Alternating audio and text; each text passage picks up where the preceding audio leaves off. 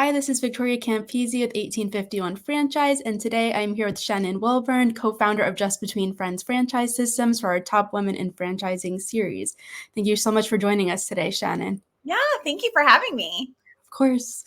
So to get started, can you just share your journey to becoming a leader in franchising? Yes. So when I was 12 years old, really, that's where it started. And I don't have time to, of course, give the whole story, but um, in my very early years, my dad became sick. And it changed our family dynamics. It changed our economics in our family. He went from a cane to a walker to a wheelchair in the span of 6 weeks. That led to my mom going to work. That led to me learning about budgeting. That led to me shopping consignment as a teenager. That led to me shopping consignment as a mom and looking. I was already in love with the consignment space. So started the first franchise with my co-founder Devin Tackett in 1997, ran the first location of our brand for 6 years. And then in 2003, we started franchising our concept. And I had a successful exit in December of 2022. So that's the short version. Okay, great.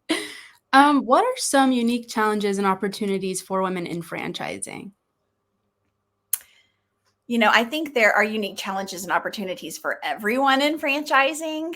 But specifically, I can just share some things that I dealt with personally because I don't want to speak for all women, but balancing work and family was a challenge, and not so much anymore because my children are grown. I have grandchildren now, but balancing that space has been, it is absolutely a challenge, and we figured out ways around it. But I think there's this guilt factor specifically for moms, not just women, but moms, that they wonder if they're prioritizing things right. And that could be for any woman in the work world, not just in franchising. So I think that's a big challenge, just for women in general. I think also access to capital. We bootstrapped our business. My elementary education degree did not teach me that I could ask other people for money. And we were pretty far into our franchising journey before I knew that that was an option. And so we never took anyone else's money. But I am in many groups with other women in franchising, and that's a conversation that happens. It's they aren't taking us seriously. And so I think access to capital would be, something that our entire industry can learn from. When I first started going to the International Franchise Association convention, that was in 2007. And that was 4 years after I started the franchise system with my business partner, Devin. And we showed up, and it was very male dominated. It just was. Now you would find women in franchising that were in the vendor space, but on the franchisor side, leading a franchise brand, it was very hard to find like-minded, people who look like me.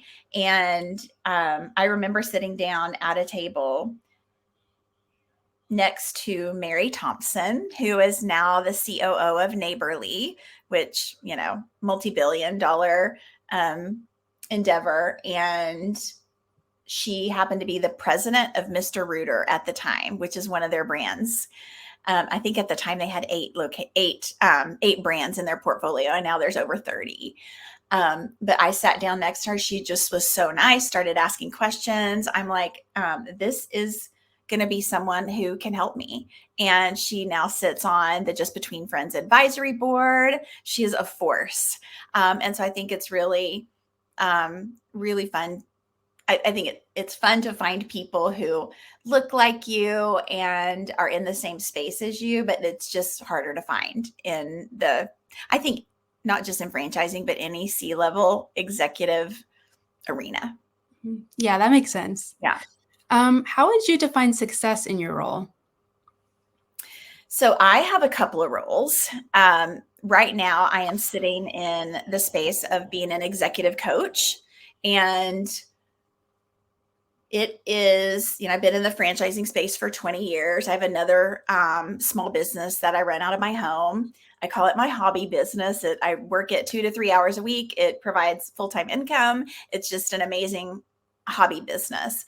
But the thing that I'm doing full-time is called Shine Executive Coaching. And I coach founders and entrepreneurs and business owners who want to scale from 6 to 7 figures for more income and impact.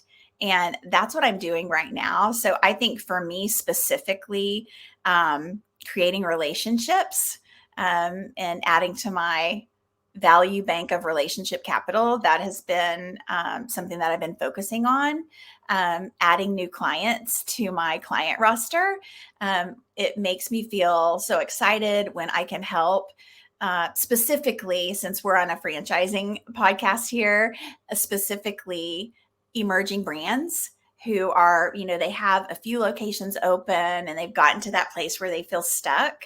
If you feel stuck many times because you don't have anyone to talk to about it. It's very isolating being a franchisor, male or female. And if you have someone that you can go to and say, hey, this is where we're stuck. This is where I need help. It takes some vulnerability to do that. But that's how I grew the brand. I absolutely surrounded myself with smart people who I could go to at any moment and say, hey, this is what we're dealing with. And I feel like there's nothing new in franchising. If you are going through it in your brand, it's likely that someone else has already gone through it. And why do we want to recreate the wheel? Why do we want to do all of the heavy lifting and hard work to figure out a solution to a problem when there's already a solution out there? We just have to ask. And so I think from a success standpoint, being able to be in the room with people where I can add value, that to me is success. Awesome. What advice would you give to franchisors who are looking to support female franchisees? I think look for ways. I don't want to say this for all women because I don't believe it's true, but I think there is a tendency sometimes, especially if the brand has lots of men, for the woman to take a step back and let the man lead. So I think from a franchisor perspective, if you offer some leadership opportunities, whether it's in your FAC, whether it's on committees, we had a conference planning committee that was most of our franchise owners within Just Between Friends are women. And so that entire conference planning committee was led and executed by women. I take that back. We had one man. I take that back. So I think also if there's a way to give tips and tactics and tools to all your franchisees, but really about work-life balance. Franchisees are very driven, and sometimes that can be a negative, right? We leave our family behind when we're driving towards a goal.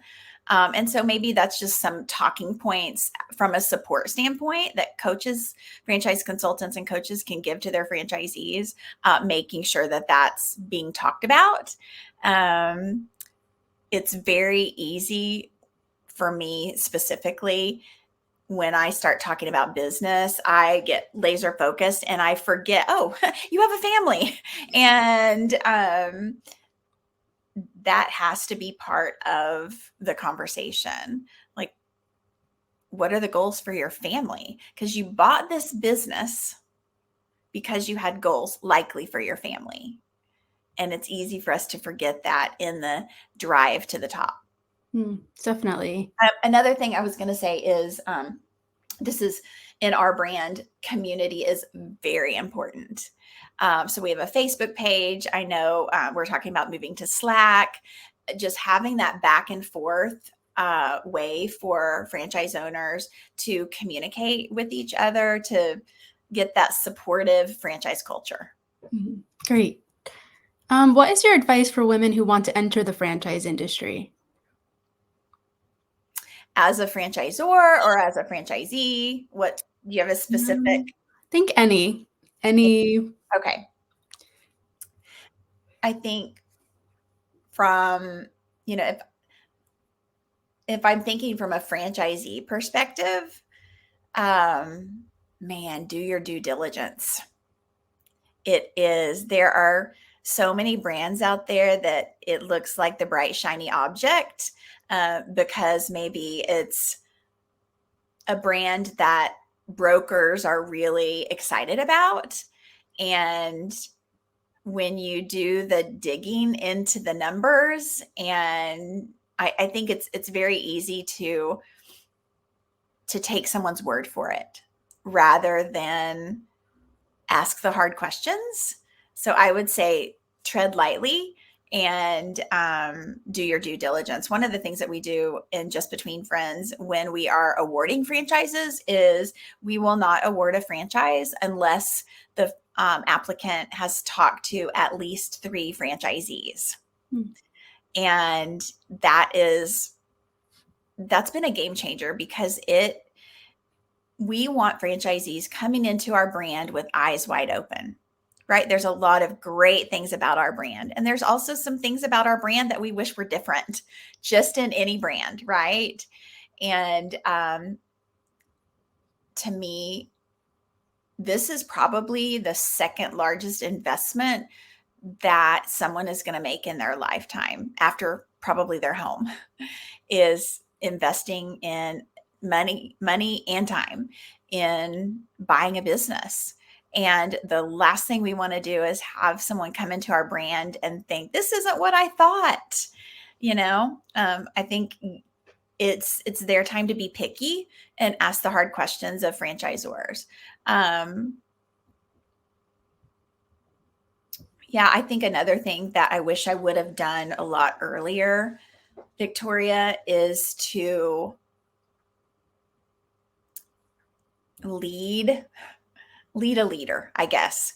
Lead the franchisees in their business and professional development. So, and this is specifically developing business skills and developing leadership skills. So we get into our brain sometime when franchisees join our brand that, oh, well, they already have the business skills. And they may have some business skills, but I have been an entrepreneur for 34 years, started 4 companies, and I still need professional development.